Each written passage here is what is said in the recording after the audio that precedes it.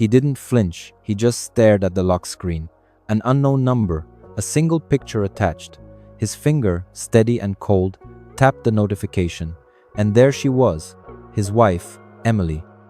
She was smiling, leaning into another man, a comfortable, intimate glow on her face that he hadn't seen directed at him in years. To truly grasp what our hero endured, we must go back 2 years back to when it all began. Her name was Emily Carter, 28 years old, and on paper, she had it all. A pristine house in a quiet suburban neighborhood, 2 beautiful children, and a loyal, loving husband named Josh. But beneath that perfect surface, there were secrets. 13 of them, to be exact. 13 betrayals. She didn't write a memoir or a tearful diary entry. She wrote a forum post, years later, laying out the facts with the sterile precision of a coroner's report. I know I'm a horrible person, and I'm lucky, unbelievably lucky that I even have a second chance to fix what I shattered. The post wasn't an apology, it was a confession. The words weren't emotional, they were sharp, brutal, cold, in the way only the unvarnished truth can be. I cheated with 13 different men over the course of a year, some of them just once, a couple more than that, and yes, I lied. I gaslit my husband. I blamed him. I told him he was being dramatic. I told him he was insecure. I made his pain my weapon against him. Josh would later say that reading this was like finding the blueprints to his own destruction. She had tried, at first, to justify it, to find a reason, any reason, that could explain her choices. But the truth was far simpler and far more damning. No, we didn't have a broken marriage, she wrote. There was no abuse, no coldness, no long nights of silence. He was good, kind, honest. He'd leave coffee for me in the morning and tell me I was beautiful when I felt my worst. And I still did it. So why? It's the question that hangs over every story like this. Her answer was as simple as it was monstrous. Because I wanted to. That's it. I had everything. A full, wonderful life, and I still wanted more. Like a kid with a bag full of candy, still reaching for another piece, not caring if it makes them sick. There was no thought for Josh, no empathy for the man whose heart she was systematically grinding into dust. She chose it, again and again and again. When Josh finally found out, he didn't scream, he didn't throw things. He just sat on the edge of their bed, looked at her, and cried. Not loud, wrecking sobs, but the quiet, hopeless tears of a man watching his world dissolve in front of him. And then he left. He stayed with a friend, filed for separation, and cut off all contact. For the first time, the consequences were real. And Emily broke, not a performative, manipulative break designed to win sympathy. She shattered. The reality of what she had done, of what she had lost, crashed down on her all at once. She begged him for therapy. She wrote letters, not of justification, but of raw confession. She owned every lie, every betrayal. It was their therapist who suggested she write it all down to confront the monster in the mirror. That's how the forum post was born. I want to change, she finished her post. Even if he never comes back, even if I never deserve him again. Against all odds, Josh did come back. He didn't come back with forgiveness or with open arms. He came back with a flicker of morbid curiosity. Was it possible? Could a person who had inflicted so much pain truly change? They moved back in together. Separate rooms. Strict, unspoken boundaries. He was a ghost in his own home. Emily went to therapy twice a week. She cooked dinner every night. She helped the kids with their homework. She played the part of the perfect, repentant wife. And Josh watched. He buried himself in work and the kids. He would smile sometimes, a distant, sad smile that never reached his eyes. But he never held her, never touched her. He was waiting.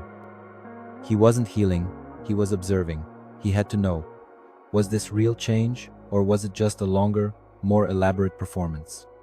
He watched her every day, hoping he was wrong. But as he'd later explain in a message to a friend, every smile she gave felt rehearsed. Little did he know, the final test was coming, and the result would become terrifyingly clear in the update that followed this whole ordeal. A full year passed like this, a year of silence and observation. Then came a Sunday night. "Emily, I'm going out for a bit, just meeting Sarah for a drink, a girls' night." Josh just nodded, kissing their daughter goodnight before tucking their son into bed. He sat on the couch, the television droning on, unheard. He wasn't suspicious, not actively, but a cold, familiar knot tightened in his gut, an instinct he had learned to trust. On a whim, he pulled out his phone and checked her location. She had turned it off. A week passed. He said nothing. He watched her. She was humming in the kitchen, packing lunches, acting as if nothing was amiss. Then, the following Sunday, his phone buzzed.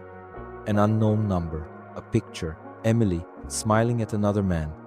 He didn't call her, he didn't text, he simply waited.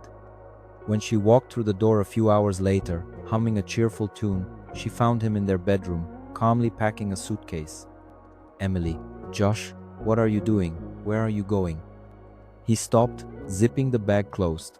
He turned and looked her directly in the eye, and for the first time in a year, she saw something other than sadness there.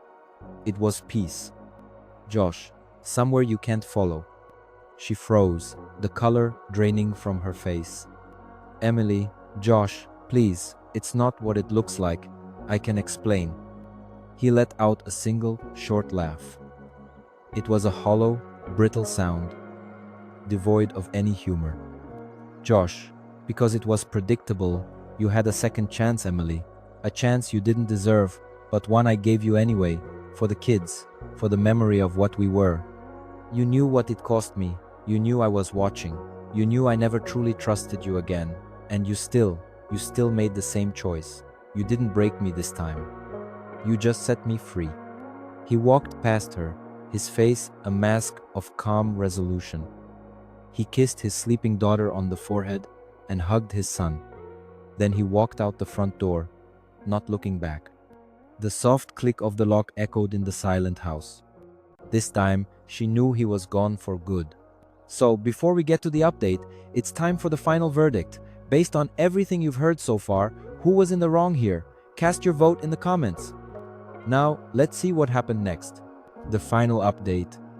This update was posted by Josh several months after he left. "It's been 6 months. I wanted to post a final follow-up for those who followed my story. The kids and I are doing well. We moved to a new city about 3 hours away. They've settled into their new school, and seeing them happy and stable confirms I made the right choice. The quiet in our new apartment isn't the tense, suffocating silence of my last year with Emily. It's peaceful. I filed for and was granted full physical custody. Emily sees them on supervised weekends. She tried to fight it, of course. She told the courts that I was vindictive and unstable, that I had abandoned the family.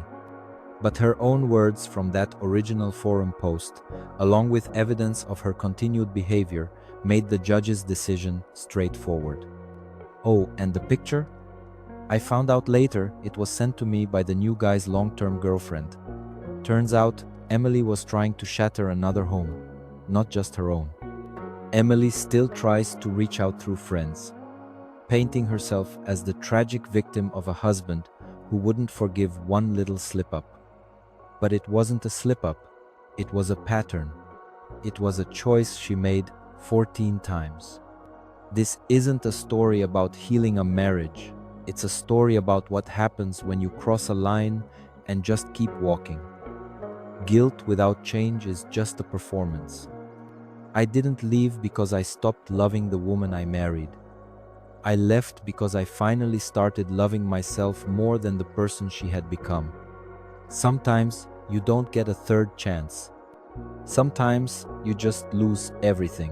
And the worst part, you earned it.